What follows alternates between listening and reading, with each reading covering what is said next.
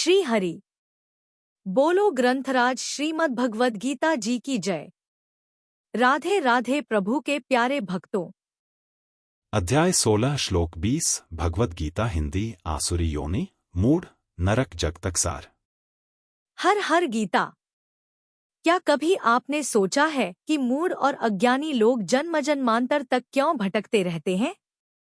क्या आप जानना चाहते हैं कि उन लोगों का क्या हाल होता है जो मुझे प्राप्त नहीं कर पाते? तो आज के वीडियो में मिलेगा गीता का अनमोल ज्ञान। हमने जाना कि द्वेषी, क्रूर और पापी लोग बार बार नीच योनियों में जन्म लेते हैं। अब समझेंगे कि क्यों वे मूढ़ अपनी आत्मा को प्राप्त नहीं कर पाते। श्री कृष्ण कहते हैं, आसुरी योनिमा पन्ना मूढ़ा जन्मनि जन्मनि माम प्रापैव कौन्तेय ततो यान्त्यधमां गतिम 20। हिंदी अर्थ, हे अर्जुन, वे मूढ़ लोग मुझ परमात्मा को प्राप्त न कर पाने के कारण जन्म जन्मांतर तक आसुरी योनियों में पड़ते हैं और उससे भी अधिक नीच गति को प्राप्त कर घोर नरक में गिरते हैं। आज की सीख, समस्या और समाधान। समस्या: मूढ़ अज्ञानी लोग जीवन का सर्वोच्च लक्ष्य न समझकर बार बार निम्न जन्मों में जन्म लेते हैं। समाधान: गीता का सार, सच्चा ज्ञान और भक्ति प्राप्त कर इस जन्म मृत्यु के चक्र से मुक्ति संभव है। हर हर गीता। सच्चे ज्ञान का मार्ग ही समस्त दुखों का अंत है। श्लोक 20 आसुरी योनिमापन्ना मूढ़ा जन्मनि जन्मनि माम प्रापैव कौन्तेय ततो यान्त्यधमा गतिम। उच्चारण की विधि: आसुरीम योनिम आपन्ना मूढ़ा जन्मनि जन्मनि माम अप्राप्य एव कौन्तेय ततः यान्ति अधमाम गतिम 20। इसलिए शब्दार्थ: कौन्तेय अर्थात है अर्जुन, मूढ़ा अर्थात वे मूढ़, माम अर्थात मुझको, अप्राप्य अर्थात न प्राप्त होकर, एव अर्थात ही, जन्मनि अर्थात जन्म, जन्मनि अर्थात जन्म में, आसुरीम अर्थात आसुरी, योनिम अर्थात योनि को, आपन्ना अर्थात प्राप्त होते हैं, फिर ततः अर्थात उससे भी, अधमाम अर्थात अति नीच, गतिम अर्थात गति को, यान्ति अर्थात प्राप्त होते हैं अर्थात घोर नरकों में पड़ते हैं। अर्थ: हे अर्जुन, वे मूढ़ मुझको न प्राप्त होकर ही जन्म जन्म में आसुरी योनि को प्राप्त होते हैं, फिर उससे भी अति नीच गति को ही प्राप्त होते हैं अर्थात घोर नरकों में पड़ते हैं। 20 व्याख्या: आसुरी योनिमापन्न माम प्रापैव कौन्तेय। पीछे के श्लोक में भगवान ने आसुर मनुष्यों को बार बार पशु पक्षी आदि की योनियों में गिराने की बात कही। अब उसी बात को लेकर भगवान यहाँ कहते हैं कि मनुष्य जन्म में मुझे प्राप्त करने का दुर्लभ अवसर पाकर भी वे आसुर मनुष्य मेरी प्राप्ति न करके पशु पक्षी आदि आसुरी योनियों में चले जाते हैं और बार बार उन आसुरी योनियों में ही जन्म लेते रहते हैं।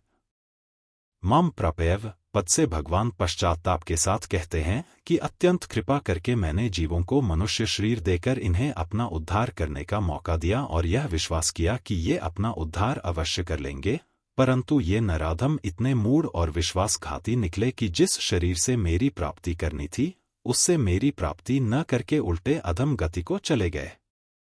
मनुष्य शरीर प्राप्त हो जाने के बाद वह कैसा ही आचरण वाला क्यों न हो अर्थात दुराचारी से दुराचारी क्यों न हो, वह भी यदि चाहे तो थोड़े से थोड़े समय में गीता 9वें अध्याय का 30वां-31वां श्लोक और जीवन के अंतकाल में गीता 8वें अध्याय का 5वां श्लोक भी भगवान को प्राप्त कर सकता है।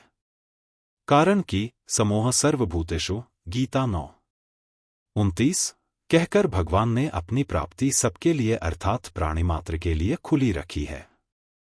हाँ, यह बात हो सकती है कि पशु पक्षी आदि में उनको प्राप्त करने की योग्यता नहीं है, परंतु भगवान की तरफ से तो किसी के लिए भी मना नहीं है।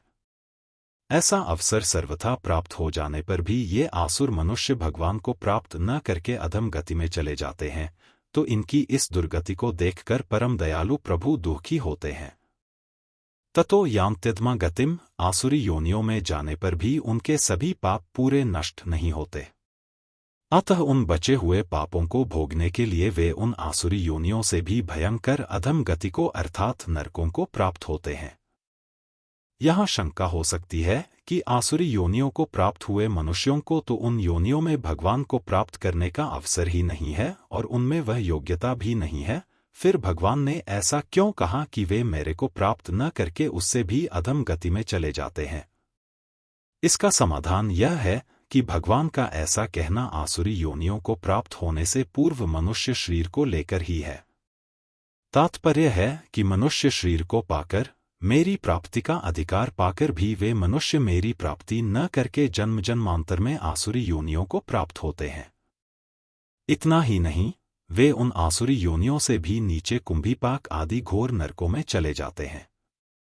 विशेष बात, भगवत प्राप्ति के अथवा कल्याण के उद्देश्य से दिए गए मनुष्य शरीर को पाकर भी मनुष्य कामना, स्वार्थ एवं अभिमान के वशीभूत होकर चोरी डकैती, झूठ कपट, धोखा, विश्वासघात, हिंसा आदि जिन कर्मों को करते हैं, उनके दो परिणाम होते हैं, एक बाहरी फलंश और दो भीतरी संस्कारंश। दूसरों को दुहक देने पर उनका, जिनको दुहक दिया गया है, तो वही नुकसान होता है जो प्रारब्ध से होने वाला है, परंतु जो दुहक देते हैं वे नया पाप करते हैं जिसका फल नरक उन्हें भोगना ही पड़ता है। इतना ही नहीं, दुराचारों के द्वारा जो नए पाप होने के बीज बोए जाते हैं, अर्थात उन दुराचारों के द्वारा अहंता में जो दुर्भाव बैठ जाते हैं, उनसे मनुष्य का बहुत भयंकर नुकसान होता है। जैसे चोरी रूप कर्म करने से पहले मनुष्य स्वयं चोर बनता है, क्योंकि वह चोर बनकर ही चोरी करेगा और चोरी करने से अपने में, अहंता में, चोर का भाव दृढ़ हो जाएगा। दुर्भावों से दुराचार पैदा होते हैं और दुराचारों से दुर्भाव पुष्ट होते हैं। इस प्रकार चोरी के संस्कार उसकी अहंता में बैठ जाते हैं। ये संस्कार मनुष्य का बड़ा भारी पतन करते हैं, उससे बार बार चोरी रूप पाप करवाते हैं और फलस्वरूप नरकों में ले जाते हैं। अतः जब तक वह मनुष्य अपना कल्याण नहीं कर लेता, अर्थात जब तक वह अपनी अहंता में बैठाए हुए दुर्भावों को नहीं मिटाता, तब तक वे दुर्भाव जन्म जन्मांतर तक दुराचारों को बल देते रहेंगे, उकसाते रहेंगे और उनके कारण वे आसुरी योनियों में तथा उससे भी भयंकर नरक आदि में दुख, संताप, आफत आदि पाते ही रहेंगे। उन आसुरी योनियों में भी उनकी प्रकृति और प्रवृत्ति के अनुसार यह देखा जाता है कि कई पशु पक्षी, भूत पिशाच, कीट पतंग आदि सौम्य प्रकृति प्रधान होते हैं और कई क्रूर प्रकृति प्रधान होते हैं। इस तरह उनकी प्रकृति, स्वभाव में भेद उनकी अपनी बनाई हुई शुद्ध या अशुद्ध अहंता के कारण ही होते हैं। अतः उन योनियों में अपने अपने कर्मों का फलभोग होने पर भी उनकी प्रकृति के भेद वैसे ही बने रहते हैं।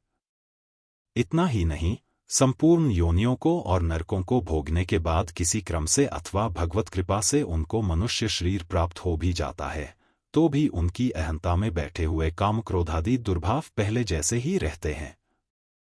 एक अत्यंत कोपः कटुका च वाणी दरिद्रता च स्वजनेषु वैरम नीच प्रसंगः कुलहीन सेवा चिह्नानि देहे नरक स्थितानाम।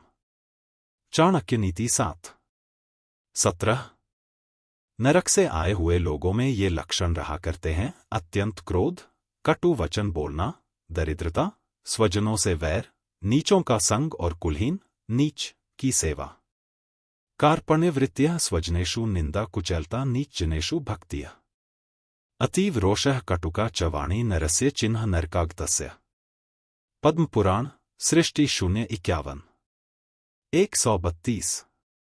इसी प्रकार जो स्वर्ग प्राप्ति की कामना से यहाँ शुभ कर्म करते हैं और मरने के बाद उन कर्मों के अनुसार स्वर्ग में जाते हैं, वहाँ उनके कर्मों का फलभोग तो हो जाता है, पर उनके स्वभाव का परिवर्तन नहीं होता, अर्थात उनकी अहंता में परिवर्तन नहीं होता।